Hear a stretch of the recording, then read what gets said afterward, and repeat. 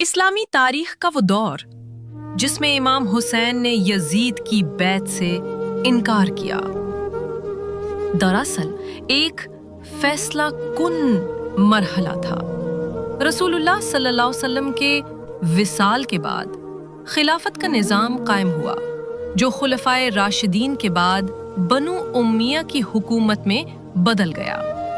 یزید جو کہ امیر معاویہ کا بیٹا تھا خلافت کا دعوے دار بنا، لیکن اس کی زندگی، اعمال اور طرز حکومت اسلامی اصولوں سے متصادم تھے۔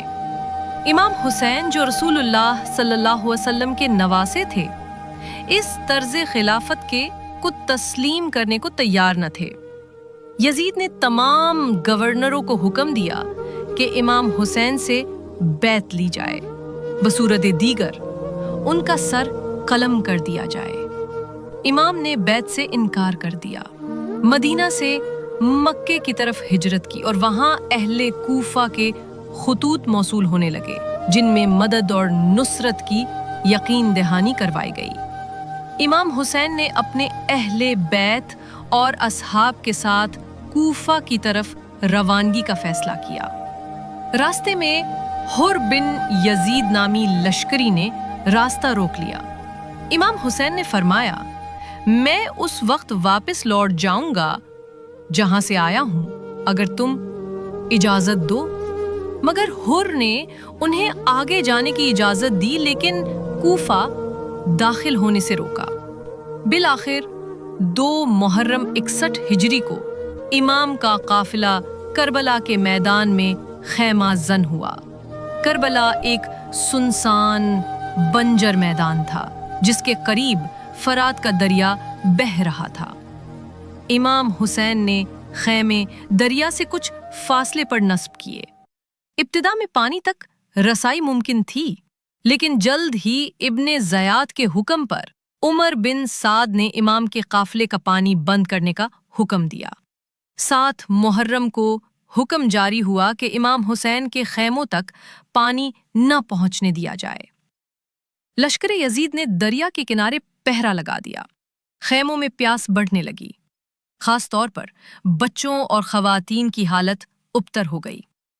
امام حسین نے بارہا عمر بن سعد کو مخاطب کیا کہ اگر جنگ کرنی ہے تو مردوں سے کرو، عورتوں اور بچوں کو پانی دو، مگر جواب میں خاموشی اور بے حسی ملی۔ دشمن کے دل سخت ہو چکے تھے۔ سکینہ امام حسین کی کمسن بیٹی بار بار پانی مانگتی۔ امام حسین کے بھائی اور علمدار قافلے کے بہادر ترین سپاہی تھے، انہیں سکائے سکینہ کے لقب سے یاد کیا جاتا ہے۔ امام حسین نے انہیں دریا سے پانی لانے کے لیے روانہ کیا۔ حضرت عباس نے دشمن کے لشکر کو چیرتے ہوئے دریا تک رسائی حاصل کر لی۔ دریا پر پہنچ کر انہوں نے پانی لیا مگر خود نہ پیا۔ فرمایا، عباس تو کیسے پانی پیے جبکہ سکینہ پیاسی ہے؟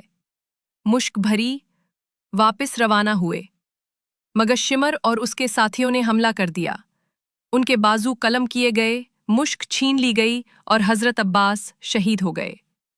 امام حسین نے بھائی کا لاشا اٹھایا اور فرمایا، اب میری کمر ٹوٹ گئی۔ پانی بند کرنا کسی بھی جنگ میں غیر انسانی عمل سمجھا جاتا ہے۔ اسلامی تعلیمات کے مطابق دشمن کو بھی پانی دینے کا حکم ہے، خاص طور پر عورتوں، بچوں اور بیماروں کو۔ مگر یزیدی لشکر نے تمام اسلامی اصولوں کو روند ڈالا۔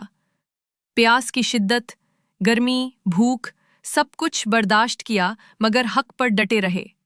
دشمن کی بے حسی نے تاریخ میں ان کو ہمیشہ کے لیے رسوا کر دیا۔ امام حسین اور ان کے ساتھیوں نے صبر کا پہاڑ بن کر اس ظلم کا سامنا کیا۔ پیاس کی شدت، گرمی، بھوک، سب کچھ برداشت کیا مگر حق پر ڈٹے رہے۔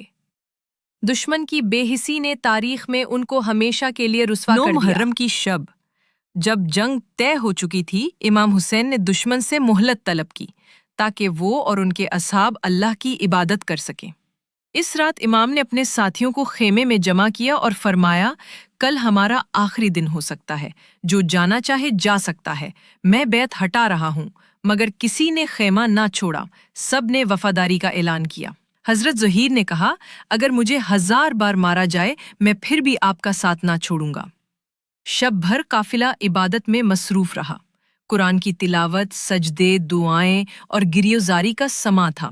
امام حسین نے اپنی بہن زینب، بی بی ام کلثوم، حضرت سکینہ اور دیگر خواتین کو تسلی دی۔ 10 محرم کی صبح امام حسین نے فجر کی نماز جماعت سے پڑھائی۔ اس کے بعد صف بندی کی گئی۔ امام کے قافلے میں 72 افراد تھے، جبکہ یزیدی فوج ہزاروں پر مشتمل تھی۔ امام نے ایک بار پھر آخری دعوت دی، میرے خون سے ہاتھ آلودہ نہ کرو، مجھے جانے دو، مگر دشمن نہ مانا۔ جنگ کا آغاز ہوا۔ امام کے اصحاب نے ایک ایک کر کے جام شہادت نوش کیا۔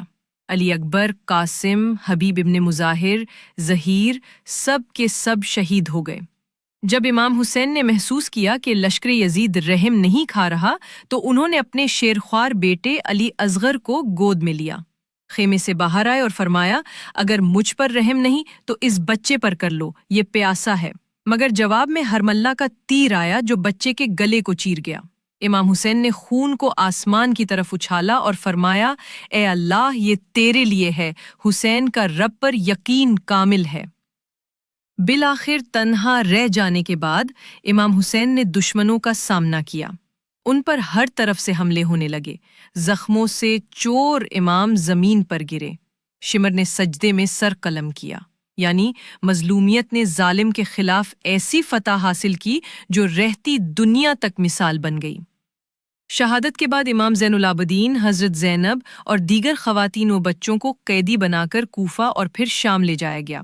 وہاں حضرت زینب نے دربار یزید میں وہ خطبہ دیا جس نے یزید کے چہرے کو بے نقاب کر دیا۔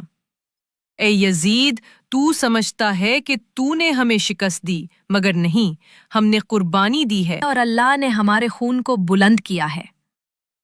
کربلا صرف پانی کا بند ہونا نہیں، بلکہ صبر، قربانی، وفاداری اور حق کے لیے کھڑے ہونے کا عظیم ترین واقعہ ہے۔ امام حسین نے پیاس سے بڑھ کر ایک پیغام دیا۔ یہ پیغام کہ ظالم کے سامنے جھکنے سے بہتر ہے کہ پیاسا مر جانا۔ یہی ہے کربلا کی روح، جو ہر دور کے انسان کو یہ سکھاتی ہے کہ حق کی راہ میں ہر قربانی چھوٹی ہے۔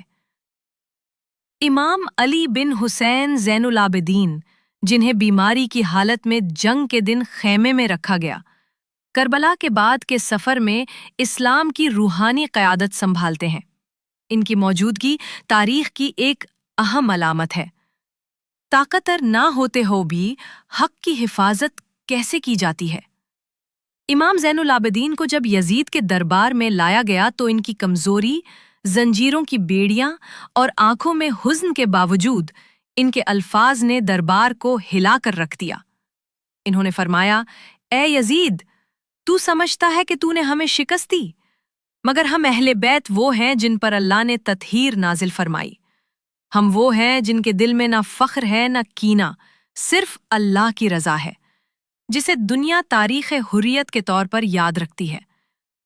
انہوں نے نہ صرف یزید کے دربار میں خطبہ دیا بلکہ ظلم، طاقت اور فریب کی دیواریں گرا دی۔ ان کا مشہور جملہ، اے یزید، کیا تو سمجھتا ہے کہ تو نے ہمیں قید کر کے ذلیل کر دیا؟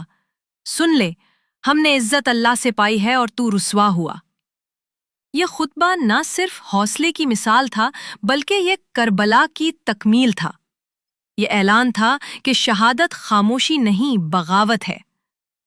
یزید کے دربار میں جب لوگ امام حسین کے سر اور اہل بیت کی حالت دیکھتے تو ان کے دلوں پر اثر ہوتا۔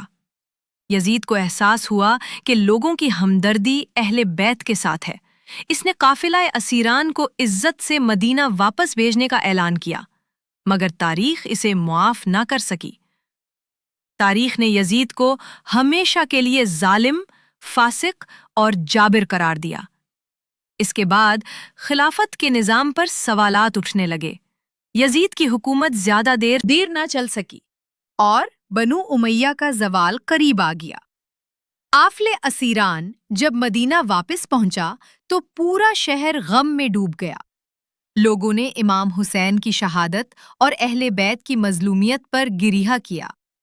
امام زین العابدین اور حضرت زینب نے ہر مقام پر واقعے کی سچائی بیان کی۔ یہ بیانات صرف غم کا اظہار نہ تھے، بلکہ ایک مسلسل پیغام تھا۔ ظلم کے خلاف آواز بلند کرنا ایمان کی علامت ہے۔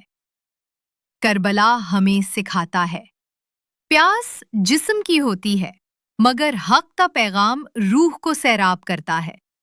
تعداد کم ہو سکتی ہے، مگر ایمان کی طاقت لشکر سے بڑی ہے۔ عورت بھی کربلا میں لیڈر بنی، مردوں کے دلوں میں جوش جگایا۔ شہادت اختتام نہیں، بلکہ آغاز ہے ایک مسلسل انقلاب کا۔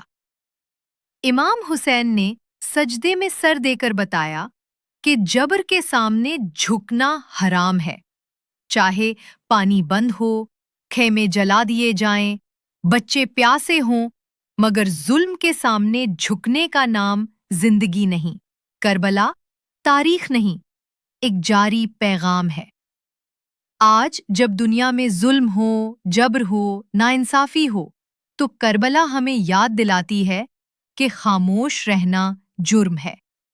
امام حسین ہر مظلوم کی آواز ہیں، حضرت زینب ہر باوقار خاتون کی امید ہے، اور قافلہ اسیران ہر دور کے شعور کی روشنی ہے۔ کربلا میں پانی بند کیا گیا، مگر اس پیاس نے امت کو بیدار کر دیا، اور یہی کربلا کا سب سے بڑا معجزہ ہے۔ اے اللہ، ہمیں وہ ایمان دے جو حسین کو ملا، وہ صبر دے جو زینب کو ملا، اور وہ ہمت دے جو اہل کربلا کو ملی، تاکہ ہم بھی حق کے علم بردار بن سکیں۔ آمین۔